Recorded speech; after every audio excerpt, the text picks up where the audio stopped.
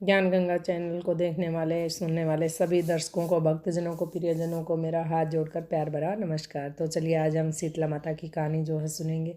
शीतला माता का जो पर्व जो कब मनाया जाता है, क्यों मनाया जाता है, इसकी पूजा कहाँ कहाँ और कैसे की जाती है, ये सब हम इस कहानी में सुनेंगे। तो चलिए शुरू करते हैं।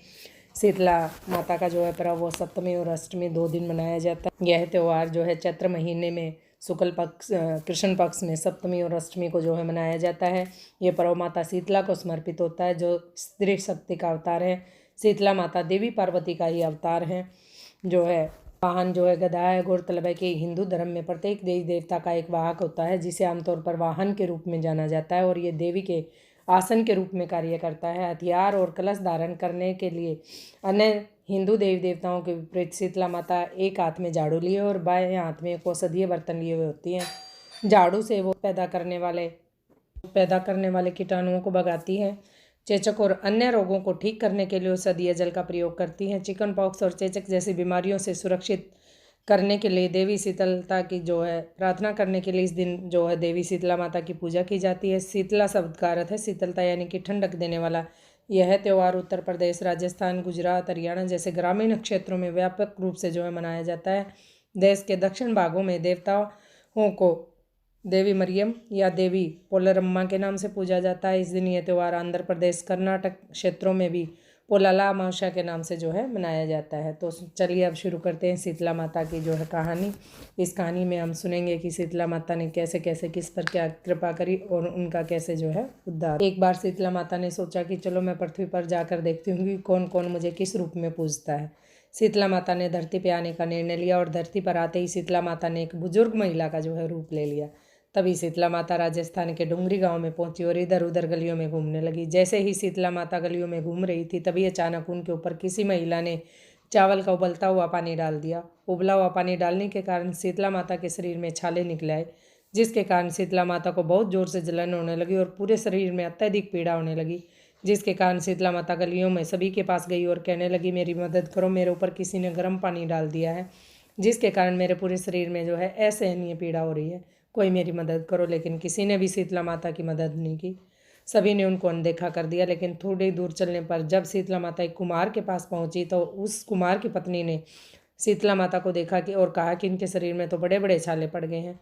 और माता जी ने कुम्हार की पत्नी से कहा, मेरी मदद करो, मेरे शरीर में जो है बहुत ज़्यादा पीड़ा हो रही है और बहुत ज़्यादा जलन हो रही है। इसके बाद कुम्हार की पत्नी ने शीतला माता को अपने पास बुलाया और उन्होंने कहा, सब माँ जी आप यहाँ बैठिए। जिसके बाद कुम्हार की पत्नी ने शीतला माता पर एक मटके से ठंडा पानी डाला।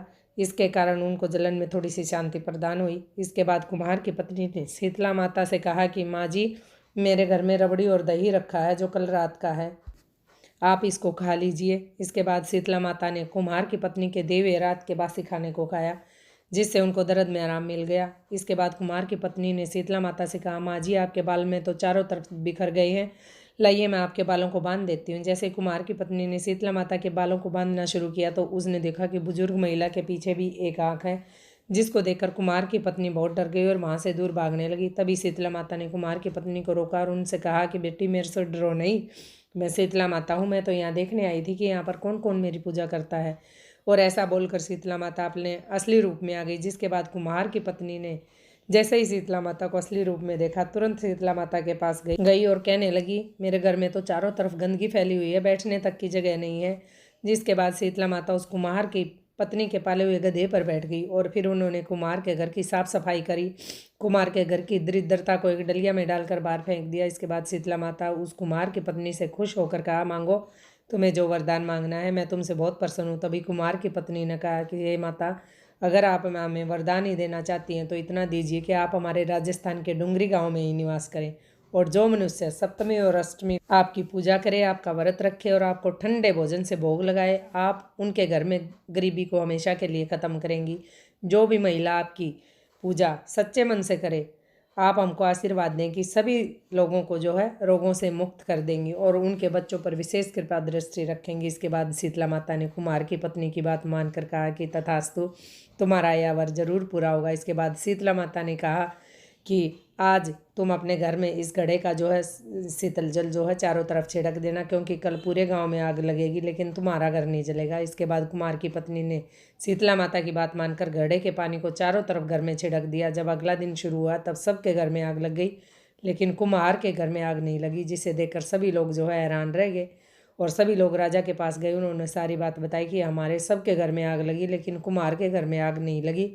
राजा भी ये सुनकर आश्चर्यचकित हो गया। इसके बाद राजा ने अपने सेवक को भेजकर उस कुम्हार की पत्नी को अपने दरबार में बुलाया। जब कुम्हार की पत्नी राजा के दरबार में पहुंची तब राजा ने पूछा कि तुम्हारे घर को छोड़कर बाकी सब घर में आग कैसे लगी, तुम्हारे घर में आग क्यों नहीं लगी। तो कुम्हार की पत्नी ने बताया कि महाराज, कल मेरे घर में शीतला माता आई थी, उन्हीं की कृपा से ऐसा हुआ है। सुनकर राजा और सभी गांव वाले एकदम जो है हैरान रह गए। फिर राजा ने पूरे गांव में सभी लोगों से कहा कि आज से सभी लोग शीतला माता की पूजा करेंगे। तभी से डुंगरी गांव का नाम जो है शीत डुंगरी भी पड़ गया। और राजस्थान में शीतला माता का बहुत बड़ा मंदिर बनाया गया है, जहाँ पर हर साल मेला लगता है। बहुत सारे लोग मेले में आते हैं। शीतला माता को चेचक और बहुत से रोगों की देवी बोला जाता है। जिन लोगों को चेचक जैसे रोग हो जाते हैं उनको शीतला माता की पूजा अवश्य करनी चाहिए। शीतला माता की पूजा करने के लिए सभी को उठकर पानी में गंगा जल मिलाकर उससे स्नान करें। स्नान करने के बाद साफ सुथरे वस्त्र धारण करें। फिर पूजा करने के लिए एक थाली में सप्तमी के दिन बनी खीर, नमक, बाजरे की रोटी, मठरी, दूसरी थाली में आटे का दीपक, रोली वस्त्र, चावल और एक लोटे में ठंडा जल रखें। फिर शीतला माता की मूर्ति को स्नान करावें ठंडे जल से और उसके बाद हल्दी से जो है टीका लगाएं। थाली में रखी सभी वस्तुएं माता को जो है भोग रूप में अर्पण करें।